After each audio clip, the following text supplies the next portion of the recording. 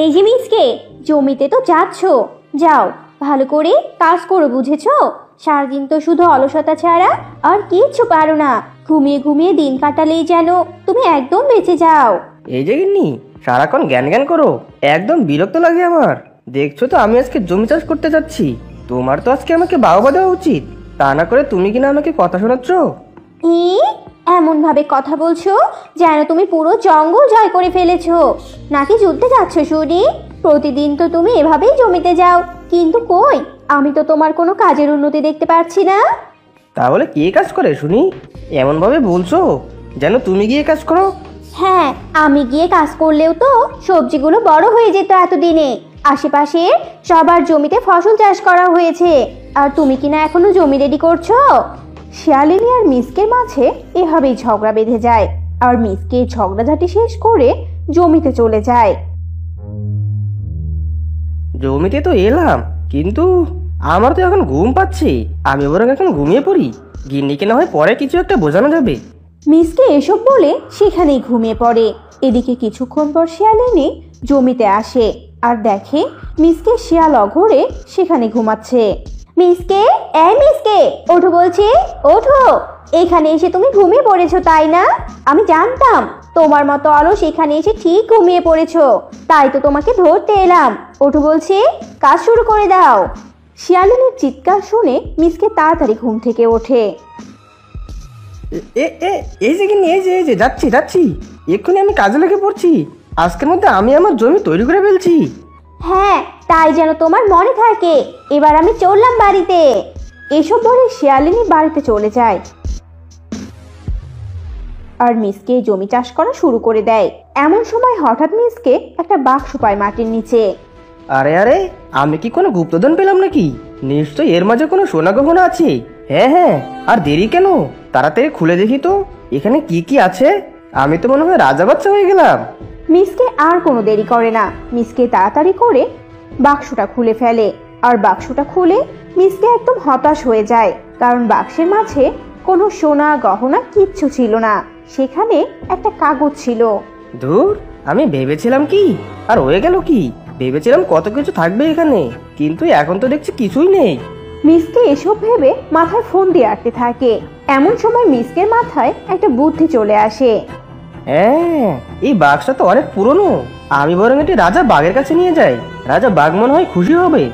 যেই ভাবা সেই কাজ, মিসকে বাক্সটি নিয়ে রাজা বাঘকে দেখায়, আর রাজা বাঘ এই কাগজটি দেখে ভীষণ খুশি হয়ে যায়। আরে মিচকি, সত্যি তুই যে আমার কত বড় উপকার করলি, তোকে বোঝাতে পারবো না। আমি কত বছর থেকে এই ম্যাপটা খুঁজে বেড়াচ্ছি, তুই জানিস? মানে আমি তো কিছুই বুঝতে পারছি না, আমাকে একটু খুলে বলুন তো, আমিও সবটা জানতে চাই। বলছি বলছি আমি, শোন তবে, এটা হলো গুপ্তধন সন্ধানের মানচিত্র। আমার পূর্বপুরুষরা তাদের সম্পত্তি লুকিয়ে রেখে গেছে, আর তার নিশানা এই কাগজে রেখে গেছি। এবার আমি সহজেই সব খুঁজে পাবো। বাঘের কথা শুনে মিসকের চোখ যেন কপালে উঠে যায়, আর বাঘ মিসকেকে পুরস্কার স্বরূপ কিছু টাকা দেয়, আর মিসকে ধন্যবাদ দিয়ে সেখান থেকে চলে আসে। আর বাড়িতে এসে শিয়ালিনীকে সবটা খুলে বলে। সত্যি তুমি তো দেখছি অলস না, তুমি তো দেখছি বোকা। কত বড় সুযোগ কিনা তুমি হাতছাড়া করে ফেললে। এত এত সম্পত্তি থাকলে তো আমরা সবচেয়ে ধনী হতাম, তখন রাজা হতে তুমি। শিয়ালিনীর কথা শুনে মিসকে আরো চিন্তায় পড়ে যায়, আর মিসকে একটা বুদ্ধি বের করে। মিসকে রাতে চুপি চুপি বাঘের বাড়িতে যায়, আর গিয়ে সেই কাগজের বাক্স চুরি করে নিয়ে আসে। আরে মিসকে, এই তো এই প্রথম তুমি একটা কাজে কাজ করলে।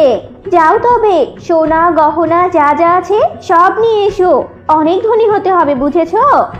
স্ত্রীর কথা শুনে মিসকার এক মুহূর্ত দেরি করে না, মিসকে বেরিয়ে পড়ে গুপ্তধনের সন্ধানে। এভাবে অনেকক্ষণ মিসকে হাঁটতে থাকে। এদিকে বেড়ে যায় তুমুল ঝামেলা। বাঘ তার বাক্স না পেয়ে ভীষণ চিন্তায় পড়ে যায়। আরে আরে, আমার বাক্সে তো গুপ্তধনের নিশানা ছিল। না না, কে কে কে কে এটা চুরি করেছে? কার এত বড় সাহস?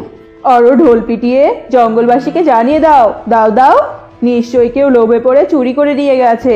নেই নেই, কত কষ্ট করে আমরা সন্ধান পেয়েছিলাম, আমরা আমাদের প্রাপ্য সম্পদ আবার হারালাম। আরে গিন্নি, এত চিন্তা করো না।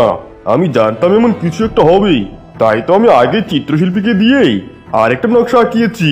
তাই আর দেরি না করে কালকেই বেরিয়ে পড়বো আমি। এদিকে মিসকে সেই গুপ্তধনের সন্ধানে হাঁটতে থাকে। উফ বাবা গো, সেই কখন থেকে হাঁটছি মনে তো হয় না আজকে আমি গুপ্তধনের সন্ধান পাবো। বুঝি না বাবা, এরা এত দূরে এসব কিছু কেন লুকিয়ে রেখেছিল? জঙ্গলের আশেপাশে কি আর কোনো জায়গা ছিল না নাকি?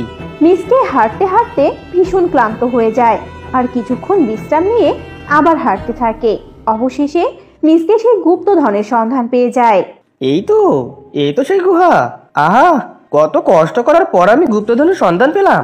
তাড়াতাড়ি সবগুলো গুপ্তধন নিয়ে আমি পালিয়ে যাই। মিসকে আর কোনো দেরি করে না। মিসকে তাড়াতাড়ি করে গুহায় ঢোকার কারণে মিসকের পায়ের আঘাতে গুহার দরজা বন্ধ হয়ে যায়। এ কি, গুহার দরজা তো বন্ধ হয়ে গেল। এবার কি হবে? যা হবার হবে। আমি আগে গহনা সোনা সবকিছু নিয়ে নেই।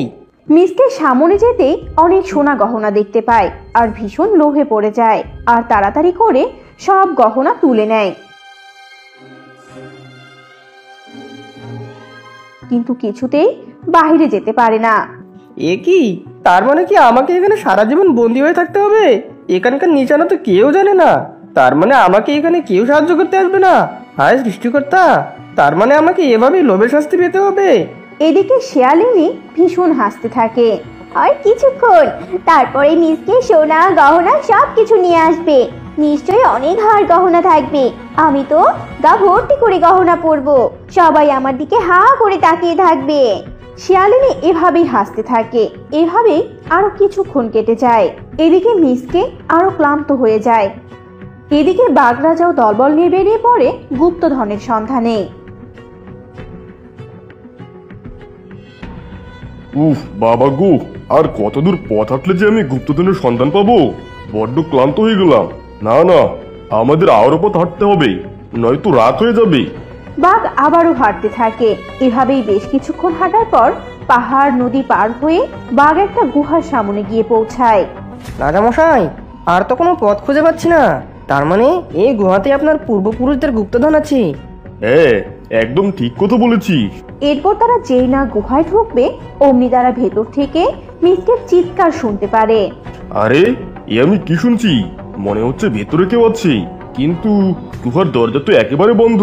তাহলে ভেতরে কে আছে? রাজামশাই, আমার তো মনে হচ্ছে ভেতরে ভূত আছে। ওরে বাবারে, আমার ভীষণ ভয় করছে। এগুলো তো পুরনো পরিত্যক্ত গুহা, নিশ্চয়ই ভূতে বাসা বেঁধে আছে। এই চুপ কর, একদম চুপ। যা ভেবেছিলাম তাই। চল তাড়াতাড়ি গুহার দরজা সরিয়ে ভেতরে যাওয়া যাক। এরপর তারা গুহার ভেতরে যায় আর গিয়ে দেখে মিসকে সেখানে অসহায় হয়ে বসে আছে। আমি জানতাম এত বড় অন্যায় একমাত্র তুই করতে পারিস, তাই তো আমি দেরি না করেই গুপ্তধনের সন্ধানে বেরিয়ে পড়েছিলাম। আমাকে ক্ষমা করে দিন রাজামশাই, আমাকে ক্ষমা করে দিন। আমি লোভের বশে এমনটা করে ফেলেছি। আপনারা না এলে আমি হয়তো এখানেই মরে পচে যেতাম। আমাকে এবারের মতো ছেড়ে দিন। আমি এখন থেকে পরিশ্রম করে খাবো। আচ্ছা ঠিক আছে। এরপর বাঘ মিসকে ক্ষমা করে দেয় আর তাদেরও কিছু সোনা গহনা উপহার দেয়। আর বাকি সোনা গহনা নিয়ে তারা চলে আসে।